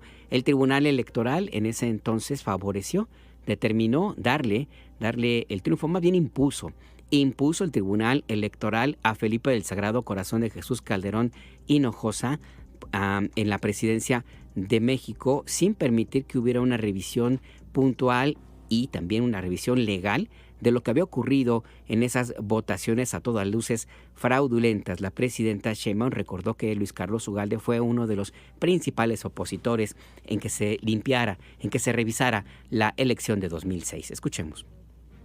¿Qué pedía la gente? Porque eso salió de la gente, la consigna salió de la gente. La gente decía voto por voto, casilla por casilla. Es decir, que se cuenten otra vez todos los votos, todos los votos. Viene el conteo distrital y le da el triunfo a Calderón. Y siguen las movilizaciones. El Tribunal Electoral decide no abrir todas las casillas, sino abrir solamente el 8%. Se abren ese 8% en un conteo en los distritos electorales y la diferencia entre López Obrador y Calderón se reduce. Bueno, pues era evidente que si se hubieran abierto todas las casillas, el triunfo era de López Obrador, más muchas otras cosas. Ahí, cuando se analizan las actas de las casillas, pues nos damos cuenta que no concuerda nada, que la cantidad de votos emitidos no concuerda con la cantidad de boletas. Me tocó estar en esa investigación trabajando y nosotros estimamos que prácticamente le robaron a López Obrador alrededor de 2 millones de votos. ¿Quién estaba como presidente del Instituto Federal Electoral que no permite que se abran las casillas? Que defiende el triunfo de Calderón. Ugalde. Ese Ugalde es el que ahora dice que México es autoritario. Por una razón, porque el pueblo votó el Poder Judicial. Entonces ellos tienen derecho porque es un país libre, pero hay que recordar la historia, cómo fue. Lorenzo Córdoba, ya él duró como 13 años, creo, ahí en el Instituto, ya después Nacional Electoral, que en realidad pues defendía una posición política. Muchísimos recursos se gastaron en esa época en el. Y sí, justamente sobre Lorenzo Córdoba, expresidente del Instituto Nacional Electoral, que recientemente, esta semana recibió el apoyo de la segunda sala de la Suprema Corte de Justicia de la Nación, que ordenó a la SEP que se borrara el episodio donde él hizo comentarios racistas, clasistas, donde él como funcionario público humilló, agredió y ofendió a personas de pueblos originarios de Oaxaca, y él pidió que se borrara ese episodio, que no apareciera en los libros de texto gratuitos de sexto año de primaria, con la idea de que se borrara ese episodio, de que no desapareciera, que las nuevas generaciones no sepan de dónde viene ni quién es. Es el propósito de Lorenzo Córdoba, no quiere que se sepa quién es realmente. Bueno, sobre este tema, sobre este personaje, la presidenta Sheinbaum, pues también se refirió, dijo que siendo presidente del INE, que supuestamente defiende la democracia, pues sí, se burló, ofendió a los pueblos originarios de México. Escuchemos. Ayer que presentamos, que ya lo habíamos presentado antes, algo que está en las redes sociales, porque él dice es que nosotros estamos promoviendo el espionaje. No, eso salió en las redes sociales, lo conoció todo el mundo. ¿De dónde lo tomamos? De las redes. ¿Qué es lo que ayer planteamos? ¿Cómo es posible que el presidente del Instituto Nacional Electoral hable de indígenas de manera burlona, despectiva, racista, clasista? El presidente de la institución que supuestamente defiende la democracia y que presenta un amparo para que eso no salga en los libros de texto. Por cierto, me dijeron que en los libros de texto ya no aparece su nombre, sino porque el amparo estaba desde antes. Pero sí dice, un funcionario de esta institución dijo esto. Todavía ayer, ya ni voy a entrar en debate, pero soy indigenista, ya esas palabras habla todavía más, pues, de mucha ignorancia. Pues sí, así es como se refirió la presidenta Sheinbaum a este personaje, este episodio. Y por cierto, también la presidenta abordó las críticas que han venido de este grupo de políticos, de académicos, de empresarios, inclusive de expresidentes de institutos electorales, como es el caso de comentócratas, que han criticado algunas situaciones irregulares dentro del partido en el gobierno, el movimiento de la Cuarta Transformación de Morena. Pues la presidenta Sheinbaum ha insistido en que todas, todos, todes, sobre todo en el movimiento político que ella representa, tienen que actuar en su vida cotidiana y en su actuación pública y política con austeridad. Ese es el sino, es el objetivo, es la norma, la regla. Tiene que haber austeridad en todos los sentidos, como lo hubo con el expresidente López Obrador y como lo hay con la presidenta Claudia Sheinbaum y otros muchos miembros de este movimiento político. Pero sí, eso es lo que tiene que ocurrir dentro del movimiento de Morena, dijo la presidenta, pero también tiene que haber un reconocimiento, pues por lo menos sin hipocresías, porque los que están ahora criticando asumen el papel de una supuesta pureza, pues que no les va. Escuchemos. Entonces, claro, hay cosas que pasan en nuestro partido que nosotros tenemos el derecho a criticar y a decir, y todo el militante de un partido político tiene derecho. Pero también que ahora ellos son los puros, pues no, ¿verdad? Allá hay gobiernos con mucha corrupción. Hablamos de Calderón, García Luna, porque que yo sepa no han pedido disculpas, o sí, ¿no, verdad? O Lorenzo Córdoba, que ya ha dicho, la verdad no debería de haberme dirigido de la manera en que me dirigí, pido disculpas. No hemos escuchado nada de eso. Entonces por eso hay que recordar la historia del país, la historia reciente, la historia. Ahí pues lo que dijo la presidenta Sheinbaum. Y para cerrar ya por el momento con lo planteado en la mañanera del pueblo, pues le comento que también se abordó el tema del derrame tóxico en los ríos Bacanuchi y Sonora que ocasionó la minera Buenavista del Cobre, propiedad de Grupo México, que es propiedad a su vez de Germán Larrea, una de las personas más adineradas, más ricas de América Latina. Su fortuna, ella tenía dinero, su familia, pero se multiplicó con el amparo, el apoyo de Carlos Salinas de Gortari, de Vicente Fox Quesada, que fue el que más lo apoyó, de Felipe del Sagrado Corazón de Jesús Calderón Hinojosa, y también de Enrique Peña Nieto, que tuvo pues el descuido de haber publicado una fotografía de Germán Larrea. Él se cuidó al extremo de que hubiera publicaciones con su imagen. No había fotos de Germán Larrea, había búsquedas en ese momento, y se lo cuento porque cuando se publicó la fotografía de Germán Larrea con el presidente Peña Nieto, fue la primera en décadas que apareció de este empresario que es el dueño de Grupo México, que le gusta pasar por un bajo perfil, un perfil más bien oscuro, decirle de esta manera. Bueno, pues su mina, Buenavista del Cobre, causó el desastre ambiental más fuerte, más grave de la historia reciente del país, y sobre este tema la presidenta Sheinbaum habló esta mañana. Lo que estamos buscando es que la empresa se comprometa a varias acciones, entre ellas acciones de remediación del hospital, plantas de tratamiento, potabilización, operadas ya por el gobierno estatal y por el gobierno federal. Entonces se está trabajando todavía en eso y no va a haber nada que hagamos que afecte, sino al contrario, que ayude a todas las poblaciones de Sonora afectadas en aquel momento. Presidenta, nada más para cerrar este tema del río Sonora, preguntarle si la Secretaría de Salud ya tiene algún informe de cuántas personas y qué tipo de enfermedades se han generado ahí en el río Sonora a lo largo de estos 11 años. No sé si hay alguna enfermedad que ya ha repuntado. Hay ya cifras oficiales de que se han encontrado metales pesados tanto en sangre como en la orina de los pobladores. Tiene que ver también el acuerdo con un seguimiento epidemiológico permanente y de revisión de la población. Entonces es un acuerdo integral que favorece muchísimo a la población y que la empresa está dispuesta a apoyar. Entonces ya en cuanto tengamos el acuerdo o los principios del acuerdo, nos está ayudando mucho Rosa Isela en eso y está participando el gobernador de Sonora, ya lo presentamos. Ahí pues el tema de la minera Buenavista del Cobre, que causó un desastre ambiental en la cuenca del río Sonora y del río Bacanuchi.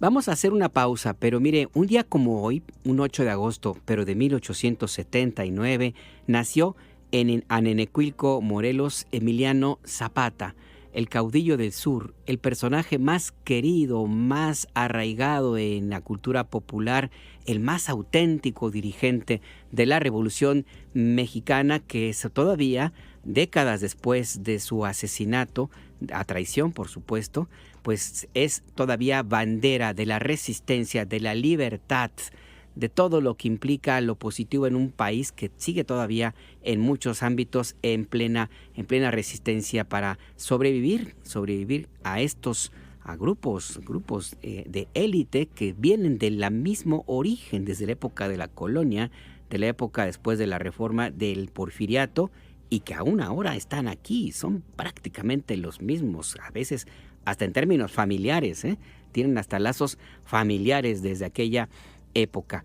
El tema está en que Emiliano Zapata hoy es su cumpleaños, 8 de agosto de 1879 nació el querido Emiliano Zapata, y sobre esto, para recordar recordar a el ajonjolí de todos los moles también, como les le han dicho, porque el zapatismo se acomoda para cualquier tema, como le digo, de resistencia, desde diversidad sexual, desde música, desde cultura, bueno, hasta Antonio Aguilar, este cantante que sí tenía muy buena voz, hizo varias películas de Emiliano Zapata, lo interpretó Ignacio López Tarso, creo que hasta una película estadounidense se hizo sobre Zapata, bastante cursi por cierto. Es decir, que Zapata es universal, y en esa misma universalidad es que escuchamos a los Cadetes de Linares.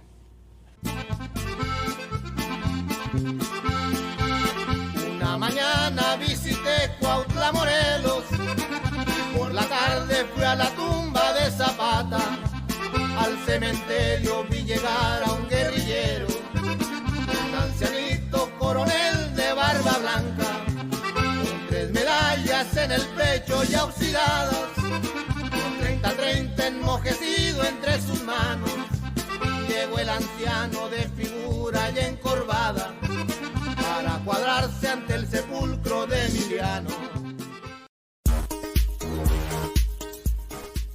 Está usted en El Acento, tu punto de referencia. Le recuerdo que usted se puede comunicar con nosotros a nuestras vías de contacto 5566-312427. 5566-312427 es nuestro número de WhatsApp.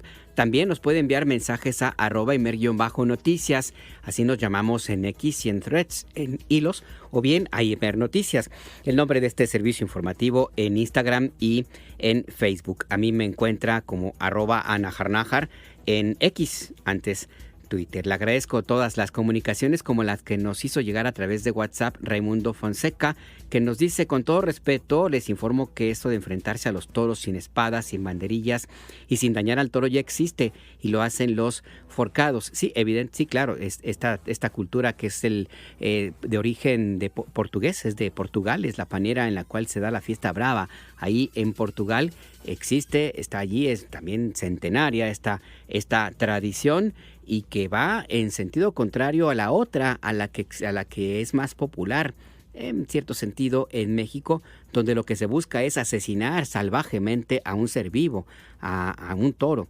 Y yo, por supuesto que mi comentario no se refería a los forcados, se refería a esos toreros que sin una espada, sin la ventaja que les da la tortura previa a un toro, no se enfrentarían a este animal, porque no lo hacen en igualdad de condiciones.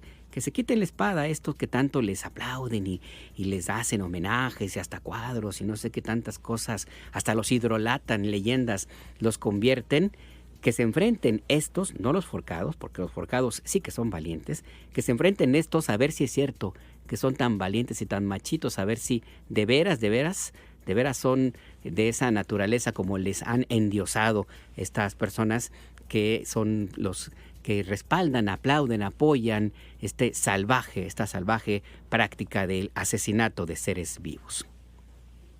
¿Quién es quién en las rentas más caras de México?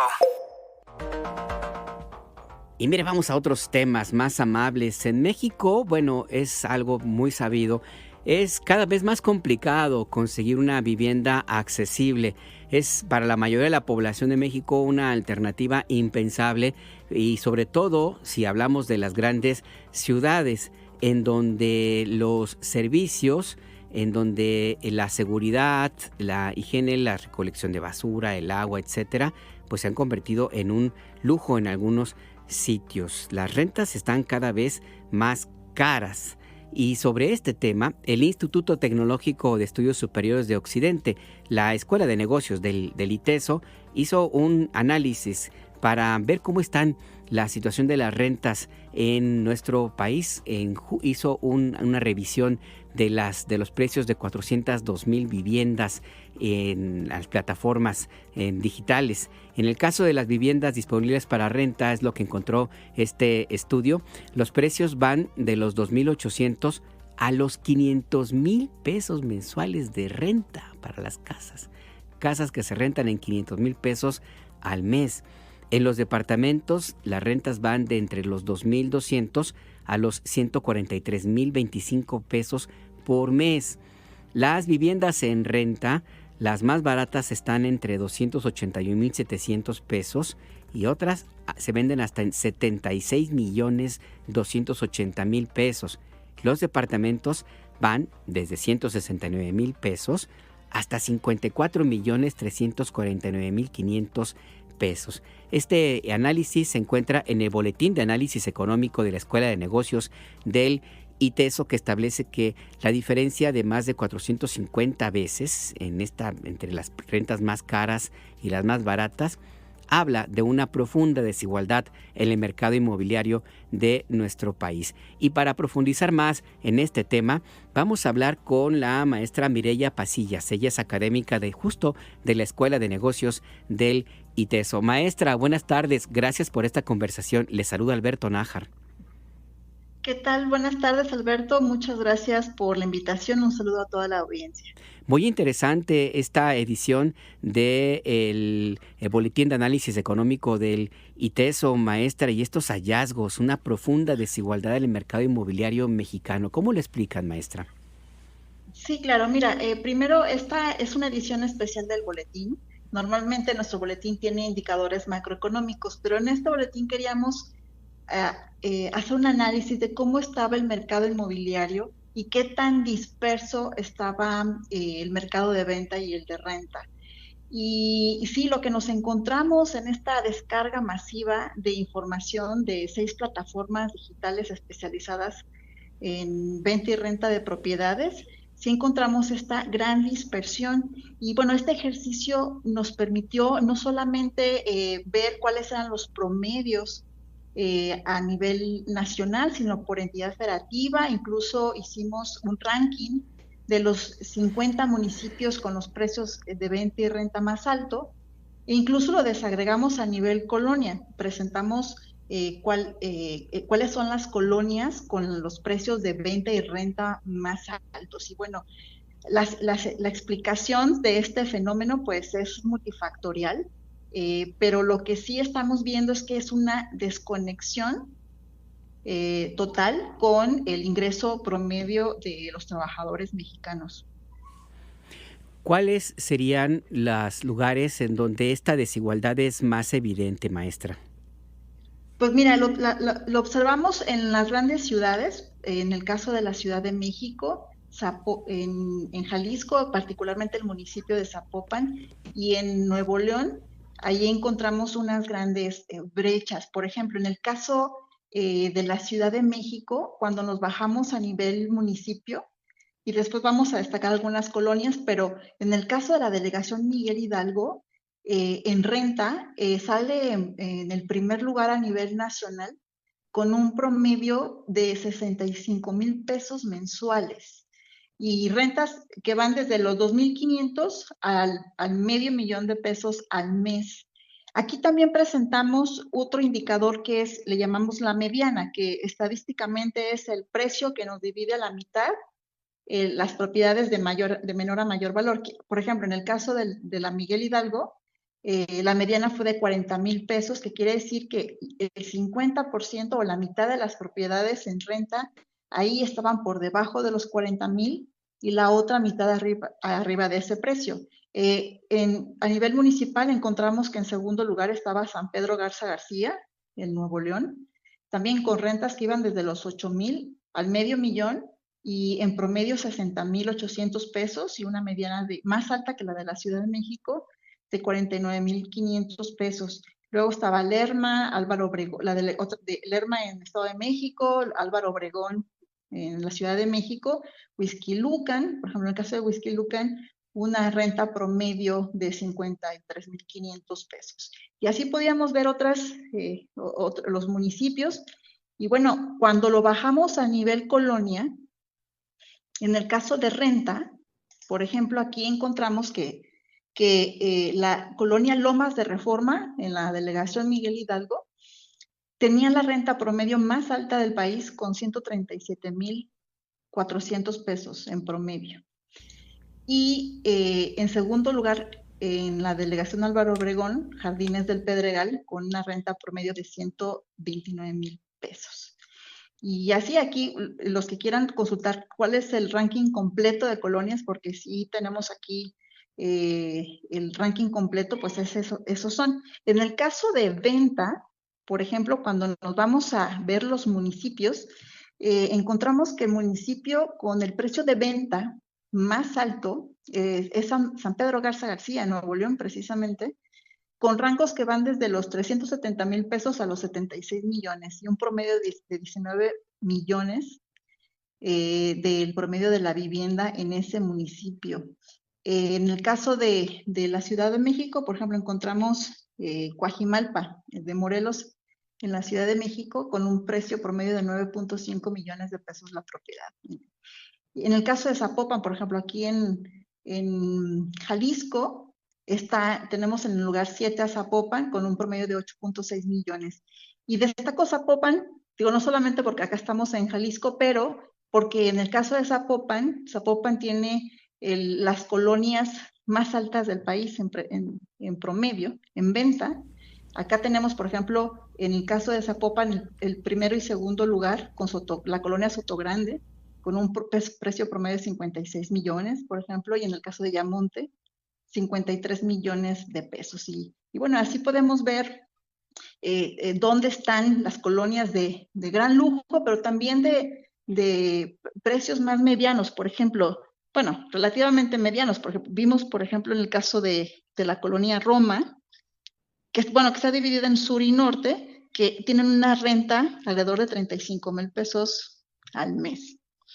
Y bueno, este es el escenario que nosotros vimos con este ejercicio, tratar de identificar en dónde se estaba dando este encarecimiento de la vivienda y cómo esto también está dejando fuera a un gran porcentaje de la población, porque también lo que hicimos en este boletín es preguntarnos quién puede pagar estos precios, ¿no? Y ahí, por ejemplo, hicimos simulaciones de la mensualidad requerida de un crédito hipotecario y encontramos, por ejemplo, y esto lo hicimos con la calculadora de la Conducef, establecimos algunos parámetros, por ejemplo, de un enganche de 20%, un plazo de 20 años, una tasa de interés fija del 11%, y lo que encontramos es que, por ejemplo, si alguien quiere una propiedad de 1 millón de pesos, dando un enganche de 20%, que es 200,000, su mensualidad sería de 9,200 pesos. Y lo que se ha establecido es que para que sea holgado y que las familias no se queden un poco ahorcadas financieramente con una mensualidad, es que esta mensualidad no debe superar el 30% de sus ingresos. Entonces, eso quiere decir que una familia que quiera adquirir una vivienda de 1 millón, ya no estamos hablando de los millones de las mansiones que les acababa de mencionar, y necesitaba ingresos de alrededor de 30,000 pesos. Y lo que vemos es que el promedio de ingreso de las familias en México no llega a ese nivel. Sí, maestra, ¿cuáles son los factores que provocan este encarecimiento de la vivienda? Se puede, por ejemplo, pensar que en el caso de San Pedro Garza García, en Nuevo León, pues tiene una historia ya de larga data de la zona de residencia de empresarios de aquella región de la zona metropolitana de Monterrey. En el caso de Zapopan, pues no podemos desligar también el encarecimiento que ha habido, no solamente por temas vinculados con el sector empresarial, sino con otras de otra naturaleza también, el refugio de grupos vinculados con actividades ilícitas. Pero en otros sitios, ¿qué es lo que influye al final del día? ¿Se ponen de moda? ¿Tiene que ver con algún factor de mayor dotación de servicios, un buen gobierno? ¿Qué elementos encarecen las viviendas a este nivel, maestra? Sí, claro. Como bien dices, hay colonias de superlujo que son, y también municipios de lujo que como los que mencionaba, de San Pedro Garza García. Pero lo que sí hemos visto y lo notamos porque en la descarga masiva de esta información, sí notamos que muchas propiedades estaban anunciando como una inversión. Por ejemplo, decían oportunidad para Airbnb, ¿no? Y era muy común verlos en estos anuncios. Precisamente creo que lo que estamos observando, en parte, no es la única explicación, es que también ver a la vivienda como un modo de inversión que siempre lo ha sido, ¿no? Pero que se ha profundizado en los últimos años, que lo que ha ocasionado es que al adquirir una vivienda para invertir y no necesariamente para vivir, y eso se ha generalizado en ciertas colonias, lo que ha hecho es que se esté encareciendo esa colonia en particular, ¿no? También lo que estamos observando es que sí, efectivamente hay zonas donde se van mejorando los servicios públicos y ahí también son de alta demanda, entonces eso también empuja los precios hacia arriba. Sin embargo, la consecuencia de esto es que se está orillando a las personas que no pueden pagar o no pueden seguir pagando rentas en esos lugares, a irse a otros lugares más económicos, con menos servicios, más alejados de sus fuentes de trabajo y, bueno, evidentemente profundizando las desigualdades de todo tipo, sociales, urbanas, de ingreso. Por lo que nos cuenta, maestra, entonces, elementos como la plataforma Airbnb y otros de ese mismo estilo son un factor de reciente impulso al encarecimiento de las rentas. Sí, claro, ese es uno, decía, no es el único, porque no solamente es la plataforma Airbnb, hay quienes compran una propiedad porque saben que va a subir de plusvalía y la tienen ahí como, ¿no? Como reserva, ¿no? Y eso les va a aumentar su riqueza en el mediano a largo plazo. Y no necesariamente están pensando en rentarlas a través de estas plataformas Airbnb, solamente como una fuente ahí de inversión. Eso es también en parte lo que se está observando en lugares, por ejemplo, aquí en la zona metropolitana de Guadalajara, que sí hemos visto en los últimos años un incremento acelerado de edificios, los cuales son caros o se van encareciendo y que no están siendo habitados, pero se siguen vendiendo porque las personas lo compran, no necesariamente para Airbnb, pero sí para tenerlo como una inversión. Y finalmente, maestra Mireya Pasillas, académica de la Escuela de Negocios del ITESO, ¿qué tanto tiene que ver en este encarecimiento de la vivienda, en esta desigualdad que nos ha mostrado en esta investigación, en este boletín del ITESO? Maestra, el análisis económico de la Escuela de Negocios, ¿qué tanto tiene que ver este llamado proceso de gentrificación? ¿O es al revés? ¿Cómo es que influye esta situación? No, es que precisamente estas dinámicas, la gentrificación es precisamente la expulsión de las personas de ciertas colonias porque ya no pueden pagar la renta de esos lugares. Y entonces tienen que mudarse de esas colonias. No necesariamente tiene que ver con los extranjeros, no necesariamente, pero en el momento que se van encareciendo y el ingreso de las personas no va aumentando ese mismo ritmo, sí se ven desplazadas hacia otras zonas. Eso es la gentrificación.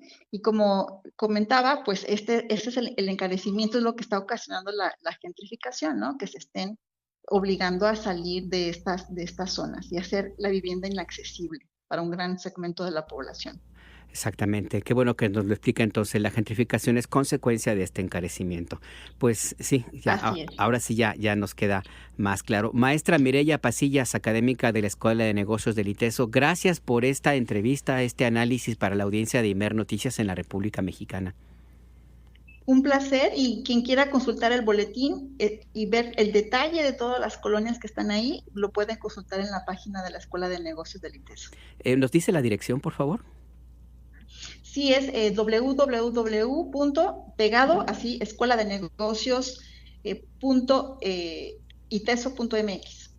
Muy bien, ahí está la dirección para que consulte este estudio de la Escuela de Negocios del ITESO. Que tenga buena tarde y buen fin de semana, maestra.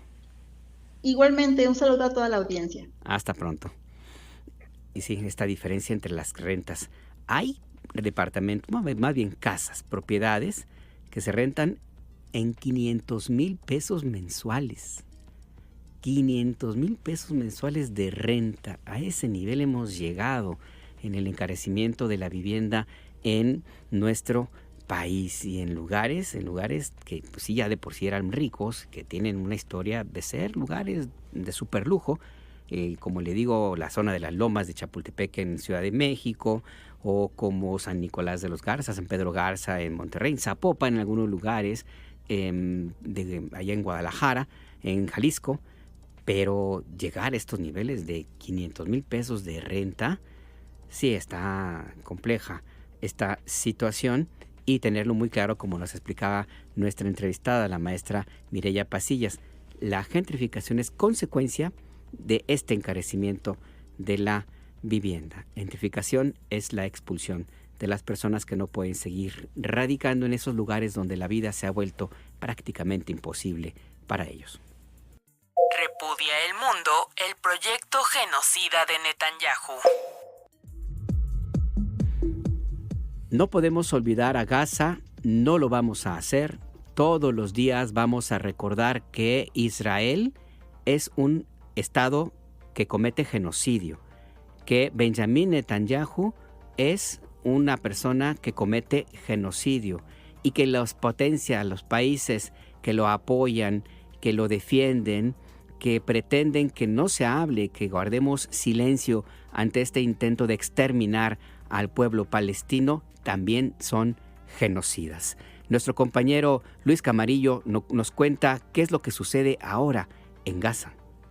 El secretario general de la ONU, Antonio Guterres, dijo estar profundamente alarmado por la decisión de Israel de tomar el control de la ciudad de Gaza. Por ello, sin anunciar medidas concretas de Naciones Unidas, el político portugués reiteró su llamamiento a un alto al fuego permanente, al acceso humanitario sin trabas y a la liberación inmediata e incondicional de los rehenes. Y es que este jueves el Gabinete de Seguridad de Israel aprobó el plan presentado por el primer ministro Benjamín Netanyahu para derrotar al movimiento islamista Hamas, que incluye hacerse con el control de la ciudad de Gaza. De acuerdo con un comunicado de su oficina, el ejército israelí se prepara para tomar el control del norte del enclave palestino en su totalidad el próximo 7 de octubre, cuando se cumplen 2 años de la escalada bélica israelí en Gaza, que hasta este viernes ha dejado 61.258 palestinos asesinados y 152.045 heridos, en su mayoría mujeres, niñas y niños. El plan del político israelí, acusado de crímenes contra la humanidad, incluye 5 puntos como el desarme de Hamas, la liberación de los rehenes restantes, desmilitarización de Gaza, el control de seguridad israelí sobre la franja y la existencia de un gobierno civil alternativo que no sea Hamas ni la autoridad palestina, es decir, uno árabe. En respuesta, Hamas acusó a Israel de sacrificar a los rehenes por ocupar Ciudad de Gaza y calificó este plan y la evacuación de sus residentes como un nuevo crimen de guerra. Por lo anterior, el alto comisionado de la ONU para los Derechos Humanos, Volker Turk, insistió en que el gobierno israelí no debe llevar a cabo una toma militar completa de la franja de Gaza. Son palabras de su vocera Liz Trossel en una traducción de Radio Naciones Unidas. Esta medida contradice la sentencia de la Corte Internacional de Justicia, que exige que Israel ponga fin a su ocupación lo antes posible, la consecución de la solución acordada de 2 estados y el derecho de los palestinos a la autodeterminación. Según todas las pruebas hasta la fecha, esta nueva escalada provocará más desplazamientos forzados masivos, más muertes, más sufrimiento insoportable, destrucción sin sentido y crímenes atroces. Y tras reunirse con el Consejo de Seguridad de la ONU, el representante de Palestina, Riyad Mansour, consideró que tras la decisión de Netanyahu de tomar el control total de Gaza, su objetivo es impedir que Israel emprenda esta peligrosa escalada. Hello everyone. I just finished a meeting with the President of the Security Council. Acabo de terminar una reunión con el presidente del Consejo de Seguridad en la que le informé de inmediato sobre la declaración del gobierno israelí de llevar a cabo una operación militar masiva con la intención de establecer un control total por parte de las fuerzas israelíes. Quieren comenzar con una operación masiva contra la ciudad de Gaza, que está poblada por aproximadamente 1 millón de personas. Por supuesto, esta escalada por parte del gobierno israelí va en total contradicción con la voluntad de la comunidad internacional, el derecho internacional y el sentido común, e incluso me atrevo a decir que va en contra del deseo de la mayoría de las personas dentro de Israel, según leemos en las encuestas de opinión. Por lo tanto, es el deber de la comunidad internacional actuar. Therefore, it is the duty of the international community to act. Las reacciones de rechazo de la comunidad internacional ante el plan israelí de tomar el control de la Franja de Gaza no se hicieron esperar. Alemania, el segundo vendedor de armamento del mundo a Israel, anunció que detendrá las exportaciones de armas a Tel Aviv para su uso en Gaza, a lo que el ministro Netanyahu acusó a Berlín de premiar el terrorismo de Hamas. China se dijo profundamente preocupada, por lo que pidió a Tel Aviv detener de inmediato esta peligrosa medida. Keir Starmer, primer ministro de Reino Unido, instó a Israel a reconsiderar esta medida de inmediato. Rusia indicó que esto es un paso muy malo en una dirección absolutamente equivocada, y España consideró que esto solo conducirá a más destrucción y sufrimiento. Para IME Noticias, Luis Camarillo Carvajal. Gaza es un tema que nos va a acompañar toda la vida a los seres humanos. Y Gaza también es una muestra de hasta dónde han sido capaces algunos, porque no somos todos, no todos somos iguales a los genocidas que cometen esta barbarie en Gaza, a los que festejan, a los que van de día de campo, de fin de semana, al mirador instalado en Israel desde donde las alturas, un cerro, porque ahí no es que haya grandes montañas, desde allí donde les han instalado sillones, sombrillas, una máquina expendedora de refrescos, de agua, de comida. ¿Para qué? Para que vayan a ver cómo asesinan a niñas, niños y mujeres palestinos. A ese nivel de barbarie, de falta de humanidad, han llegado los mismos que en su momento acusaron que fueron víctimas de la inhumanidad. Las víctimas convertidas en victimarios en la mejor forma de aprendizaje de la barbarie humana y que ejercen el salvajismo a los niveles extremos como los israelíes los cometen en Gaza. Punto y aparte. Vamos ahora a información de Ciudad de México, porque la jefa de gobierno, Clara Brugada, a propósito de la temporada de lluvias que es intensa en este momento, este año pues, en el país y en la Ciudad de México particularmente, la jefa de gobierno entregó equipo para fortalecer el programa Tlaloque y reducir los tiempos de respuesta ante las emergencias.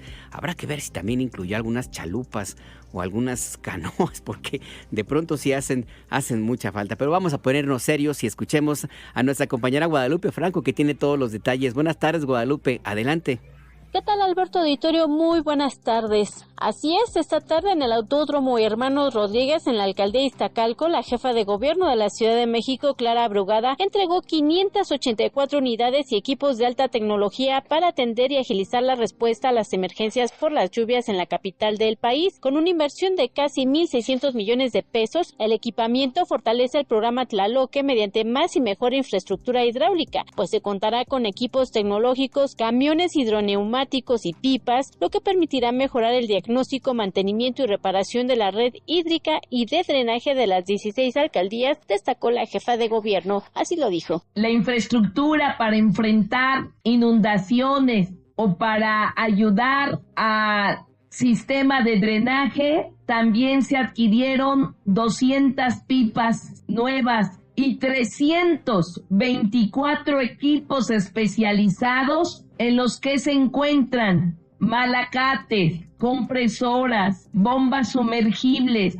retroexcavadoras, cargadores y más. Al dar el banderazo de inicio de operaciones a 40 camiones hidroneumáticos, la jefa de gobierno aseguró que la Ciudad de México está lista para atender las lluvias atípicas. Esto al señalar que en lo que va de la presente temporada de lluvias en la capital del país ya se rebasó el promedio histórico anual en precipitaciones. Con este equipo podemos decir que estamos listas y listos para lo que viene en la Ciudad de México, tomando en cuenta que la precipitación fluvial ha sido 41% superior al promedio histórico. Esta temporada de lluvias hemos tenido 221 millones de metros cúbicos y también hemos recibido 650 milímetros de lluvia. Es por ello que la jefa de gobierno llamó a las alcaldías y a la Secretaría de Gestión Integral del Agua a mejorar la coordinación para enfrentar las emergencias generadas por la actual temporada de lluvias que dijo será retadora. Por último, la jefa de gobierno adelantó que en breve se realizará una segunda adquisición y entrega de equipos de infraestructura hidráulica similar a la que hoy se distribuye en las 16 alcaldías de la capital del país. Alberto Auditorio, mi reporte. Muchas gracias a nuestra compañera Guadalupe Franco con esta información y este refuerzo a el programa Tlaloque. Y seguimos en Ciudad de México, en el Zócalo, en el centro histórico de la capital. Israel Vallarta, ¿recuerda usted? Esta persona que permaneció 20 años encarcelado sin recibir sentencia después de haber sido detenido tras un montaje organizado por Televisa, por TV Azteca y por la Agencia de Investigación Criminal encabezada por Genaro García Luna.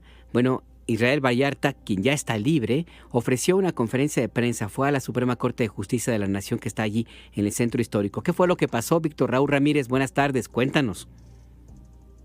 ¿Qué tal, Alberto Auditorio? Buenas tardes. Así es, pues Israel Vallarta, como lo mencionas, quien fue absuelto por una jueza federal por las acusaciones de secuestro que tenía en su contra, ofreció este viernes una conferencia de prensa frente al edificio de la Suprema Corte de Justicia de la Nación, esto luego de haber estado preso durante casi 20 años sin haber recibido una sentencia.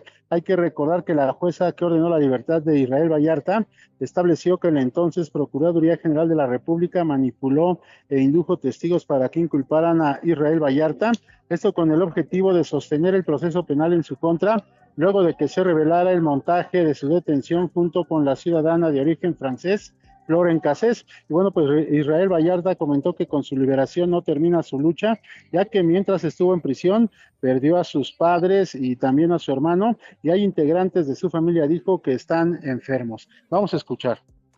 Pero afortunadamente las mentiras siempre se sostienen muy poco, con muy pocas, y una sola verdad las derrumba. Mi verdad ahí está, señores. Si ya se han dado cuenta, hoy no vengo a convencerlos si soy o no soy culpable o si soy o no soy inocente. Ya esa sentencia habla por mí.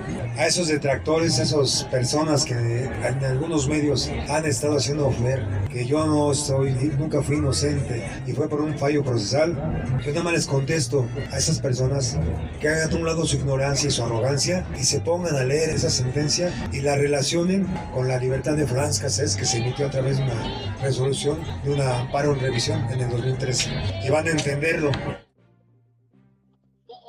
Y bueno, Israel Vallarta, como escuchamos, envió también un mensaje a quienes cuestionan la decisión de otorgarle su libertad, y vamos a escuchar lo que dijo después de que ya quedó libre. Les comentaba a ustedes que les anuncio que nuestra lucha no termina con mi liberación, apenas empieza a concretar lo que estuvimos trabajando por muchos años. Como les decía a ustedes, sí, aparentemente ya estoy libre, y digo ¿por qué aparentemente? Porque yo no puedo proclamar una libertad absoluta cuando mi familia todavía está incompleta. Vamos por mi hermano Sergio, mi hermano Mario, y junto a mi esposa me sumo yo, y también se suma mi hermano René, mi sobrino Juan Carlos, mi sobrino Alejandro. Dos de ellos están enfermos y otro viene en camino. Asimismo, Israel Vallarta anunció que continuará sus denuncias en contra del exsecretario de Seguridad Federal, Genaro García Luna, y contra el excoordinador de inteligencia de la desaparecida Policía Federal, Luis Cárdenas Palomino, a quienes señala como los responsables de su injusta encarcelación. Ese es mi reporte. El reporte muy puntual. Muchas gracias, Víctor Raúl Ramírez. Hasta luego. Hasta luego, que tengas una buena tarde. Por cierto que la presidenta Sheinbaum fue cuestionada en la Mañanera del Pueblo sobre este tema. Le preguntaron si había pensado, si iba a reunirse con Israel Vallarta. Dijo que no, que en realidad no ha habido una solicitud para que se reúna con ella. Vamos a escuchar a la presidenta de la República. En el caso de Israel Vallarta, él tiene que solicitar. Hay un procedimiento que establece claramente la ley de víctimas para poder hacer un resarcimiento. Entonces tiene que iniciarse este procedimiento si él así lo desea. Y está abierta la comisión de víctimas para recibirlo a él o a cualquier persona que piense que está en una situación en donde la autoridad en su momento haya abusado y tienen derecho a un resarcimiento integral. No solamente es un asunto monetario, tiene que ver incluso con el perdón que pueda otorgar el Estado mexicano. Entonces, él y otras personas pueden acercarse. Está trabajando desde mi perspectiva bien la comisión, y si hay algún problema, pues evidentemente lo atendemos. Justo por eso lo preguntaba, porque tiene el reconocimiento de la SEAP como víctima, y sí en algún momento mientras estaba en prisión se le dio el seguimiento, sobre todo atención psicológica, pero fue por un periodo muy breve, entonces sobre todo iría enfocado a eso. Y preguntarle si en algún momento se ha pensado en reunir con él. No. Presidenta. Ni él lo ha solicitado tampoco. Si él lo solicitara, quedaría abierto. No lo ha solicitado. La jiribilla.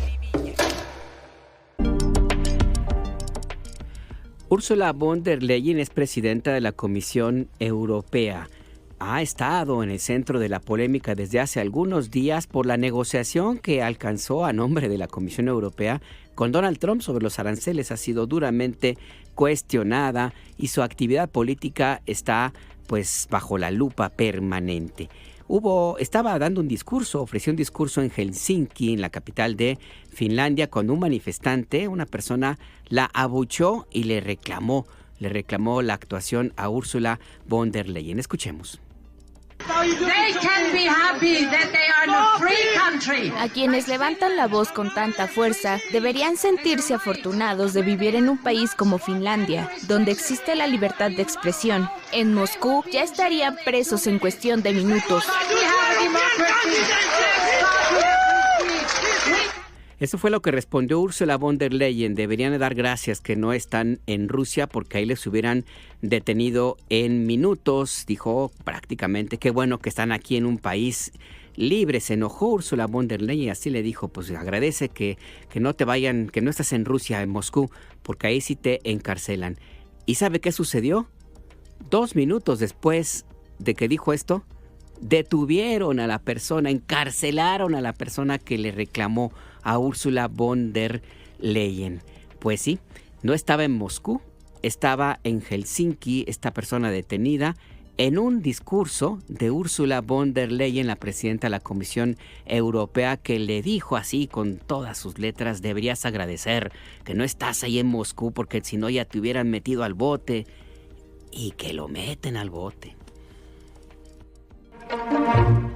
La mentira nuestra de cada día.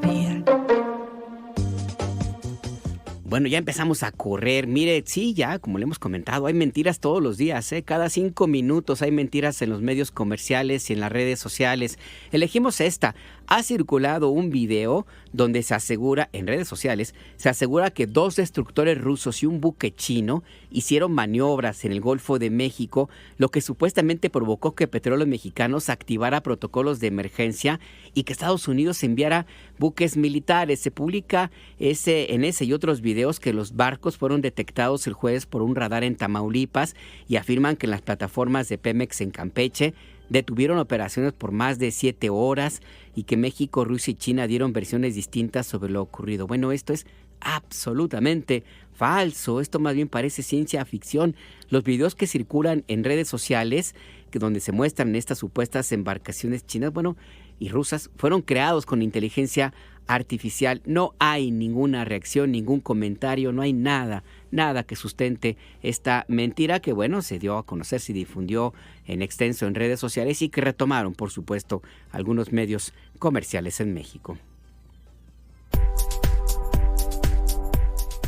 Y le informo que la Fiscalía General de la República señala que se detuvo en Reynosa a Jared Roberto H., el primero de los probables responsables del homicidio del fiscal federal en Tamaulipas, Ernesto Cuitláhuac Vázquez.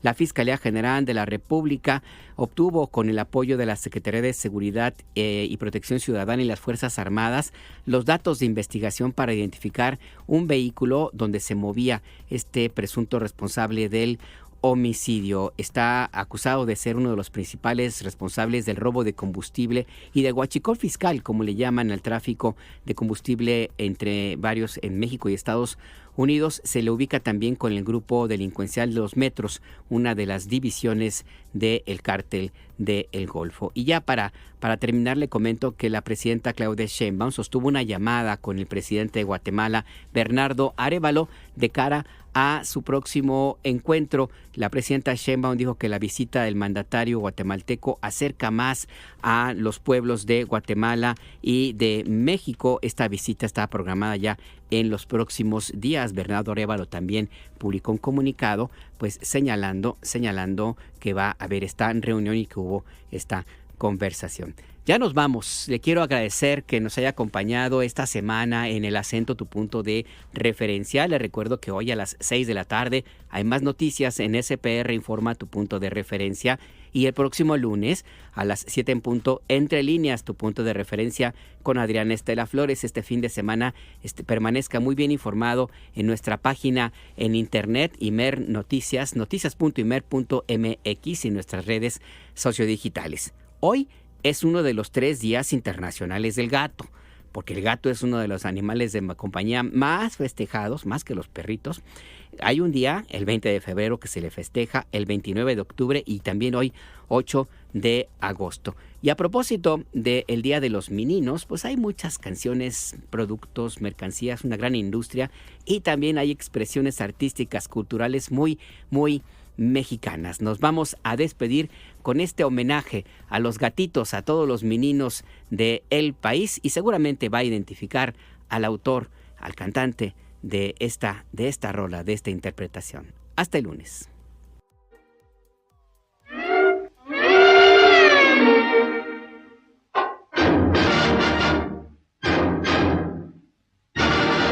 Cuando la luna se pone regrandota como una pelotota y alumbra el callejón, se oye el maullido del triste gato viudo y su lomo peludo se eriza con horror. Pero no falta quien mande un zapatazo que salga hecho balazo a quitarle los chillones. Y en el alero del místico tejado el gato se ha quejado cantando esta canción. ¡Miau! ¡Miau!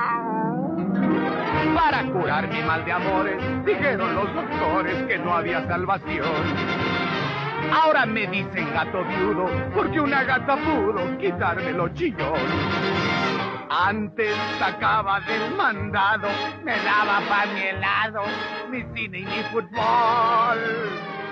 Ahora con lo que me ha pasado, me tiene más empleado que un hielo de highball.